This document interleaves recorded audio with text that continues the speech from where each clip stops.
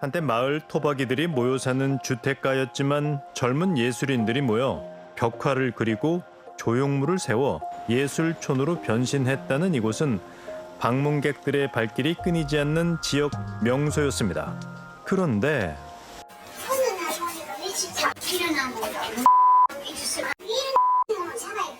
어디 좀 든 사람이 그런 짓을 하겠습니까?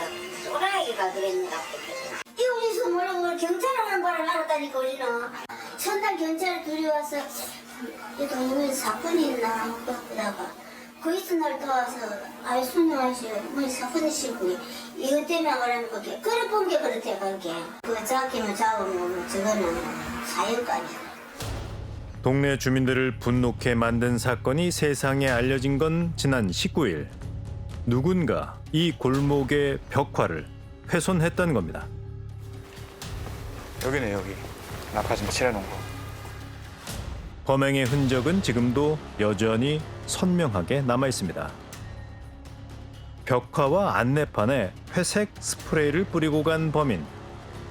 그런데 40여 미터 거리 안에서 4차례에 걸쳐 저지른 범행엔 주목할 만한 특징이 있습니다. 범인이 스프레이를 뿌려 훼손한 벽화는 지역 출신의 여성 독립운동가 김명시 장군이었던 겁니다.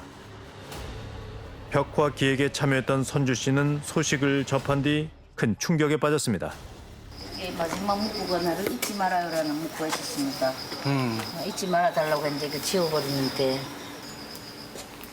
사실 우리 김명시 장군에 대해서는 깊이는 사실 다 잘 모르거든요. 독립장군 하면 유관순만 생각하고 있었는데 조선의 잔다라크라고 백마탄 여장군하고 이렇게 명칭을 한 여장군은 없었다 하더라고요. 그리고 우리 지역에 이렇게 훌륭한 여장군이 있다는 걸 그때 처음 전부 사람 기획단들도 알게 됐죠. 김명시 장군의 존재가 알려진 건 도시 재생 프로젝트의 첫 주인공으로 선정되면서부터였습니다. 양성평등이니까 여성들에 대한 어떤 친화 거리도 만들고 이 골목이니까 맘 놓고 좀 다닐 수 있는 그런 길을 만들자라는 차원에서 의논한 게 바로 이 김명시 장군 학교길이거든요. 2년 전 양성평등 기금 사업의 일환으로 여성 친화 거리를 만들기 위해 기획한 마산 여성 이야기길. 시에서는 김명시 장군이 살았던 생가에서부터 어린 시절 등교할 때마다 지나다녔을 골목길 담벼락에 그녀를 상징한 벽화를 그려 여장군이 지켜주는 여성들이 안심하고 다닐 수 있는 골목을 조성했다고 합니다. 그렇다면 범인은 혹시 여성 친화적인 정책에 반대하는 사람일까요? 조성할 때 반대자가 없었어요. 전혀 없었고 만들고 나서도 전혀 아무 문제 없었고. 그렇다면 더 이상합니다. 범인은 왜 벽화가 만들어진 지 2년이 지난 지금 스프레이 테러를 한 걸까요? 사건을 둘러싸고 마을에선 여러 추측들이 나왔습니다. 근데 우리 쪽에 그 예순촌 해가지고 와야 대구 댕기거든. 그럼 야들이 혹시 지나가다 끈 거 아닌가? 술먹는 사람 정신 나가는 사람 지내놨다 이래 얘기지. 그게 막 그때는 뜻을 두고 이러고 그래 합니까? 누군가 장난으로 혹은 홧김에 범행을 저질렀을 거란 겁니다. 하지만 몇몇 주민들은 또 다른 의혹을 제기합니다. 중간에 감정적인 것도 같으면 뭐 이런 걸 가지고 뭐 이걸 걸다든지 뭐 이렇게 화분을 던진다든지 뭐 이런 식으로 할 건데 스프레이를 주머니에 이어왔다 가방에 이어왔다면 그 자체가 계획이다 이 말이지. 미리 범행 도구를 준비한 것과 김명시 장군에 관한 벽화만 훼손된 점을 볼 때 범인은 분명 김 장군에게 불만을 품고 계획 범죄를 저질렀을 거라는 겁니다. 골목엔 현장을 비추는 2대 CCTV가 설치되어 있습니다. 화면 속에 범인의 모습이 담겨 있지는 않을까? 우린 집주인의 허락을 얻어 영상을 확인해 보기로 했습니다. 돌려봤는데 그게 하루에 24시간을 갖다 돌려보려면 날짜를 정확히 모르니까네. 그건 모르겠더라고. 자신 역시 범인을 꼭 잡고 싶다는 집주인은 흔쾌히 CCTV 영상을 보여줬습니다. 그리고 CCTV 일주일치를 일일이 확인한 결과 수상한 인물이 눈에 들어옵니다. 벽화 테러 사건 신고 이틀 전 밤 8시 53분 무렵 노란 오토바이 한 대가 지나갑니다. 빠르게 지나가나 싶었지만 잠시 멈칫하는 범인. 그의 뒤에 한 여성이 타고 있었습니다. 한여름에 담요를 두르는 여잔 담벼락에 설치된 CCTV를 손으로 가리킵니다. 사각지대라도 찾는 걸까? 골목길 구석 안에 몸을 숨긴 남자는 잠시 뒤 머리엔 헬멧을 쓰고 손에 담요를 든 채 골목길로 향합니다. 그리고는 담요 속에 가린 회색 스프레이를 뿌리고 걸음을 옮깁니다. 입간판 쪽으로 향해 잠시 멈춰 섰다가 반대편에 있는 벽화 앞에 가까이 다가갑니다. 돌아오면서 또 한 번 마지막으로 벽화에 바짝 붙는 남자. 기다리고 있던 여자에게 담요를 덮어준 남자는 오토바이를 탄 채 유유히 현장을 벗어납니다. 그 뒤 김명시 장군 합격길엔 선명한 얼룩이 남았습니다. 사건을 수사 중인 경찰은 이 두 사람의 정체를 알고 있을지도 모릅니다. 그게 안 되잖아요. 왜냐하면 헬멧을 썼거든. 나이도 측정을 할 수가 없고 남자가 하는 행태만 있는데 지금 다른 분들이 오는데 한 백화도 지금 인기가 있고 무슨 뭐 당분하고 뒤를 쫓고는 있지만 여전히 미궁 속에 있는 범인의 정체. 알 수 없는 건 더 있습니다. 범행의 이유입니다. 지역 곳곳에는 김명시 장군의 서운을 축하하는 현수막을 볼 수 있었습니다. 지난 8월 15일 광복절을 맞아 김명시 장군이 건국훈장 애국장에 추서된 겁니다. 그야말로 지역에 경사가 생겼지만 이틀 뒤 죄를 뿌린 범인. 그들을 수소문하던 우린 시청에서 뜻밖의 얘기를 들을 수 있었습니다. 혹시 이런 거 관련해서 민원이 들어오거나 그런 건 있었나요? 그래서 제가 한 3일 정도 받은 것 같아요. 하루에 5분 정도 온 적도 있고. 전화가 온 게 최근에 언제 일이었어요? 강원도 주소되고 난 뒤로 왔으니까. 한 명한테? 네, 한 분이에요, 저희는 지금. 벽화장을 왜 했냐. 이 사람이 사회주의 운동하는, 공산당인 거 아니야. 뭐 이러면서 소리 지르신 거죠. 김명시 장군에 대해 불만을 쏟아내는 남자의 항의 전화가 있었다는 겁니다. 김명시 장군에 대한 독립유공자 등록을 신청했던 시민단체 관계자는 그 답을 알기 위해선 그녀가 누구인지부터 알아야 된다고 합니다. 까마득한 옛날 전설처럼 얘기들이 있었어요. 마산 출신의 여성인데 중국에서 장군 칭호를 받은 독립운동가가 있다 하더라. 굉장히 자료도 적고 도대체 어떻게 사망하셨는지 그것조차도 전혀 알려지지 않았었어요. 보니까 독립운동도 그냥 독립운동이 아니고 항일 무장투쟁을 하신 분이더라고요. 그래서 이분은 일단은 서훈 신청을 해야 되겠다.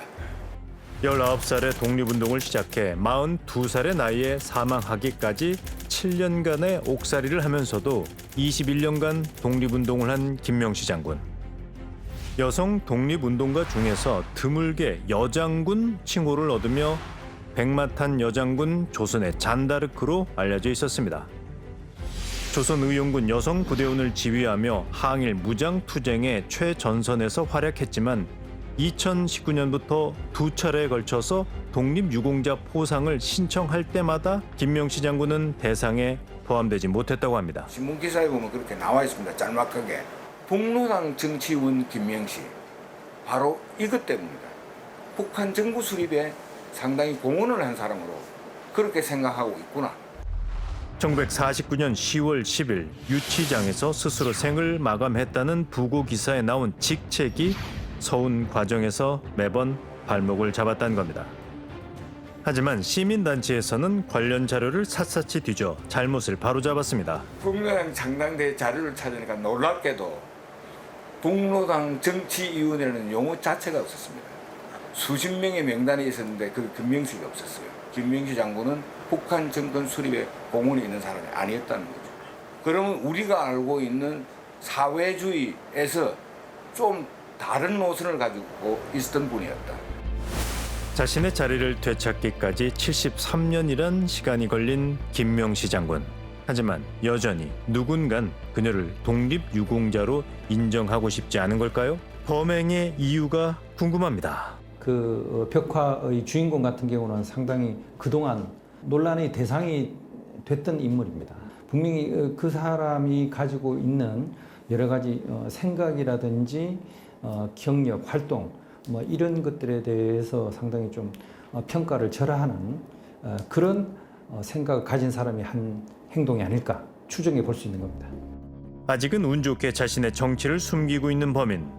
하지만 완전 범죄를 저질렀다고 생각할 두 사람의 모습은 CCTV 속에 고스란히 담겨 있습니다. 세세히 살피면서 오는 게 아니고 한 번에 왔거든요. 한 번에 왔는데 이 벽화가 어떤 내용이고 뭐가 있고 그림이 어디 있는 걸 다 알고선 지금 하잖아요. 그것 하는 건 한 번 왔을 가능성이 굉장히 높은 거죠. 고의로 이제 계획해서 범행을 저지른 걸로 보여져요. 그리고 이거는 목적성이 굉장히 다분하다. 일제 강점기 빼앗긴 나라를 되찾기 위해 독립을 외쳤던 김명시 장군. 빨갱이라는 낙인이 찍혀 자신의 존재를 지워야 했던 건 후손들도 마찬가지였습니다. 이게 옛날에 벨기에 사회주의가 벨기에를 하는데 적금도 잘못하면 또 잡혀가고 이런 생각에 딱 뭐 직감적으로 들어요. 늘 숨죽여 살았지만 한순간도 독립운동가의 집안임을 잊은 적이 없다는 김필두 씨. 저는 그 누님은 보지는 않았지만은 아버지한테 많이 들었습니다. 너그 명시누예를 잊어서는 안 된다 하면서 독립운동하는 사람이다. 그걸 하나님 유언적으로 남기고 갔어요. 이들은 2022년 벌어진 김명시 장군 벽화 테러 사건에 대해 어떻게 생각할까? 그 사람 생각을 물어봐야지. 네 무슨 생각으로 그래 했냐. 그 우파도 있고 뭐 온갖 파가 다 있기 때문에 오히려 그 사람은 예로 시기고 그리 싶지. 시대가 또 시대에 맞고 나라에서도 이제 어느 정도 이제 이해가 되기 때문에 이제 명예회복이 되고 그러니까 이해로 시기가지고 바르게 살라고 하겠지. 그게 민주주의 아닙니까? 예. 전문가 역시 김명시 장군을 둘러싼 이념 갈등보다 더 중요한 본질은 따로 있다고 지적합니다. 광복이 되기 이전에 생각을 한번 해보면 조국 광복을 위해서 이념 간의 갈등은 뛰어넘었어요. 사회주의든 뭐 자유주의든 상관없어요. 대한인이라면 독립을 위해서 광복을 위해서 뛰는 것은 당연한 거였어요. 근데 이게 광복이라고 하는 것이 성취가 되어지고 그게 불만족스럽게 분단으로 이어졌기 때문에 이것이 잔재로 남아서 지금까지 계속 이어져 있거든요. 시간을 훨씬 뛰어넘어서 광복 이전을 한번 생각해 보자고요. 그러면은 우리가 그분들에게 지금 이렇게 테러를 가한다든지 하는 게 아니라 조국 독립을 위해서 목숨을 바친 거에 대해서 감사하는 마음부터 1순위로 가져야 되지 않을까. 100년 전 이 길을 걸어갔을 김명시 장군. 그녀가 원한 건 대한민국의 자유 독립뿐이었습니다. 수많은 독립운동가들의 헌신에 나라를 되찾은 후손들이 해야 할 일은 뭘까요? 적어도 이 길을 뒤따라가며 독립운동가의 명예를 훼손한 건 아닐 겁니다.